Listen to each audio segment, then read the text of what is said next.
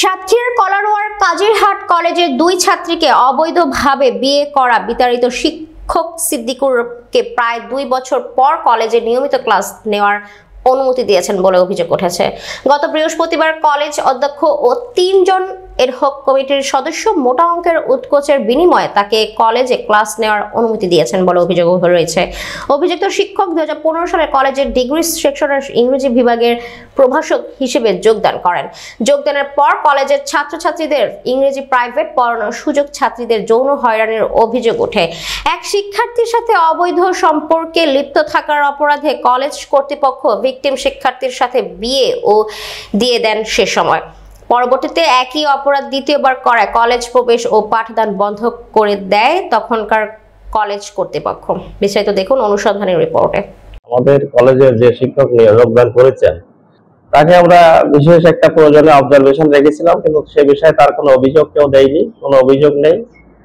তার বিরুদ্ধে কোনো ছাত্রছাত্রী বা অভিভাবক বা কেউ কোনো অভিযোগ দেয়নি বিধায় আমরা তাকে এখন কলেজে নিয়মিত শিক্ষক হিসেবে তাকে সুযোগ দিচ্ছে এবং কলেজে সে নিয়মিত আসে এবং ক্লাস নেয়।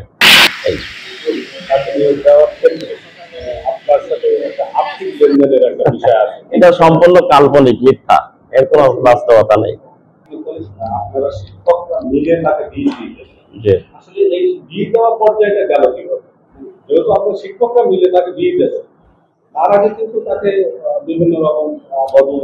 বিয়ে দেওয়ার বিষয় একজন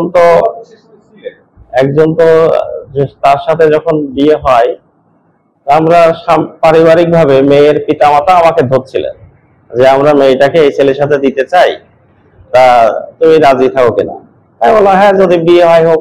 সেভাবেই তো পারিবারিক ভাবে দেয়া, মেয়ের পিতামাতা আর আমাদের বাড়ি ফিরে একই জায়গায়, এবং আমরা সেখানে গেছিলাম। সেটা তাদের পারিবারিক জীবনের বিষয়, এটা তো আমি বলতে পারবো না। একজন তালাক এবং বিবাহ এটা লেখা আছে যে একজন ছেলে অথবা মেয়ে তালাকও দিতে পারে, বিয়েও করতে পারে, ওখানে আইনে লেখাই আছে। একই কলেজে পরবর্তীতে জিনিয়া নামক যে একজনের স্ত্রী, সেও আপনার স্কুলে এই কলেজের শিক্ষার্থী, তার স্ত্রীকে নিয়ে যখন একটা ঘটনা ঘটলো, সেই ঘটনাটা আবার আপনারা মীমাংসা করার দিলেন। না, আমরা কোনো মীমাংসা দিক যাইনি, আমরা কোনো ঠিকানা কিছুই জানি না, আমরা কোনো মীমাংসা করিনি। আমাদের শিক্ষার্থী ছিল, যখন বিয়ে হয় তখন সে সাতক্ষীরা যশোর মহিলা কলেজের ছাত্রী, যখন তার সাথে পরে বিয়ে হয় তখন সে ওই কলেজের ছাত্রী। ইন্টারমিডিয়েট আমাদের কলেজে পড়েছিলেন।